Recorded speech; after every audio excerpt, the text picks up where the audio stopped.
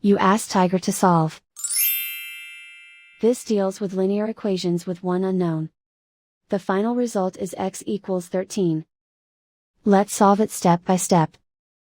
Simplify the expression. Swap sides. Isolate the x. Multiply both sides by 4. Group like terms. Multiply the coefficients. Simplify the fraction. Simplify the arithmetic. And so the final result is x equals 13.